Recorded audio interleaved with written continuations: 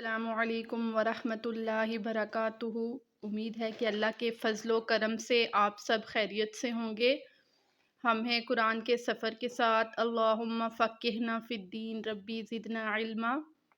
تو چلتے ہیں اپنے سبق کی طرف۔ بسم اللہ الرحمن الرحیم۔ کتبہ لکھ دیا گیا، علیکم القتال تم پر قتال، وہو کرہ لکم اگرچہ تمہیں ناپسند ہو،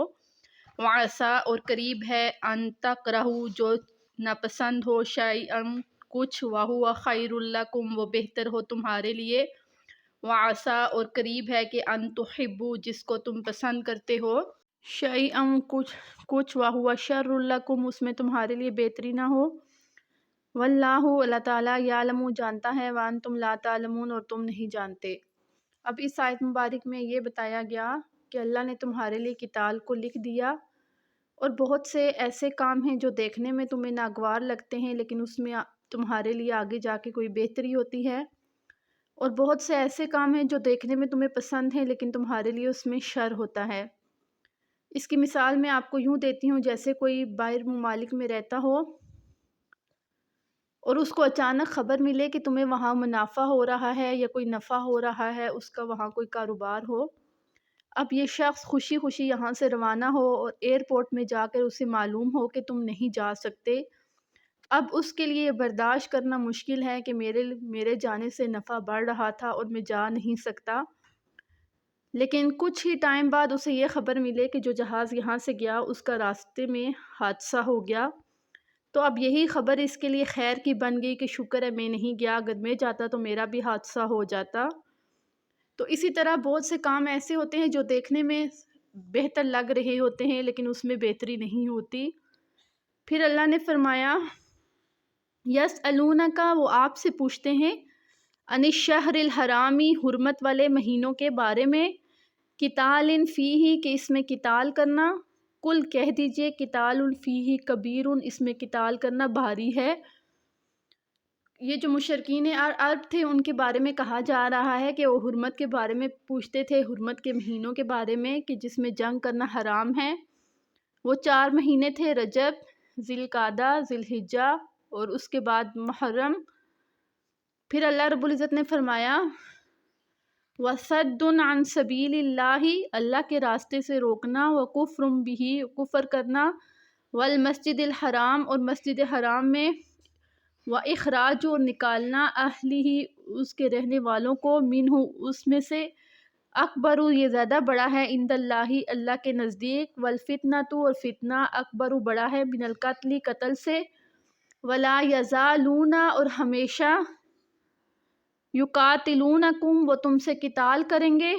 حتیٰ یہاں تک کہ یردوکم تم لوٹ جاؤ، عن دینکم ان کے دین پر، ان استطاعوا اگر تم ان کی اطاعت کرو گے، ومن یرتدد اور کون مرتد ہو گیا، منکم تم میں سے، عن دینہ اپنے دین سے،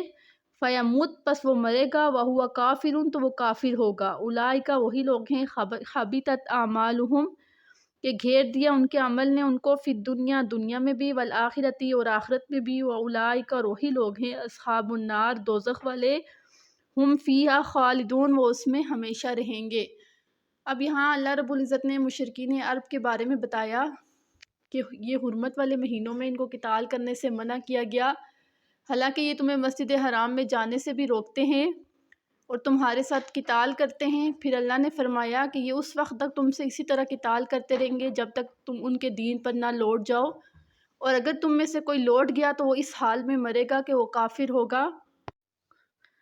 یسألونک وہ پوچھتے ہیں آپ سے، عن الخمر شراب کے بارے میں، والمیسر اور جوئے کے بارے میں،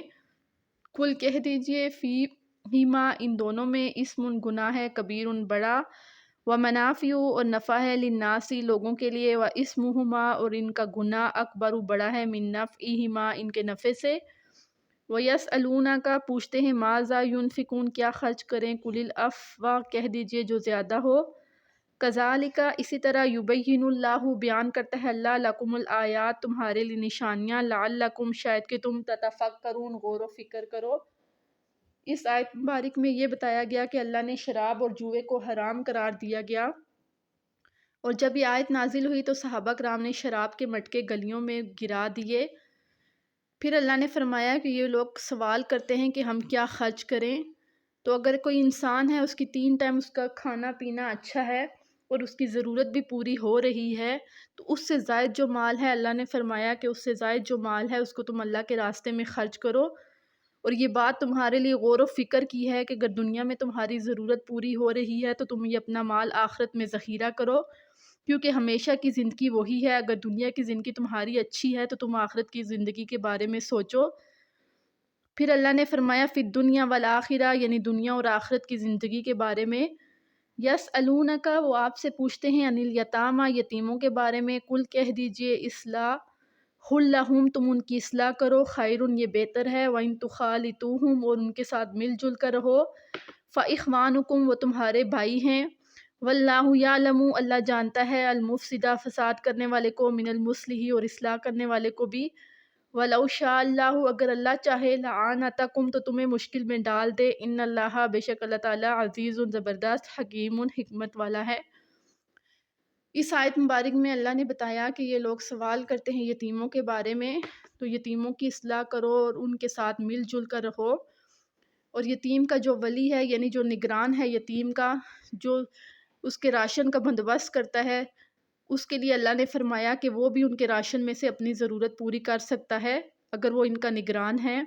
پھر اس کے بعد اللہ رب العزت نے فرمایا یہ یتیم کے ولی کے لیے جائز نہیں کہ وہ یتیم سے نکاح کرے، مگر اس صورت میں کہ وہ ولی بن کر کسی دوسرے کے ساتھ اس کا نکاح کرے، یعنی خود اس کے لیے نکاح جائز نہیں ہے لیکن اس کا ولی بن کر یتیم کا کسی دوسرے کے ساتھ نکاح کرنا یہ اس کی ذمہ داری ہے۔ پھر اسی کے ساتھ ہم اپنا درس ختم کرتے ہیں، انشاءاللہ اگلے درس میں پھر ملیں گے، تمت بالخیر، اللہ حافظ۔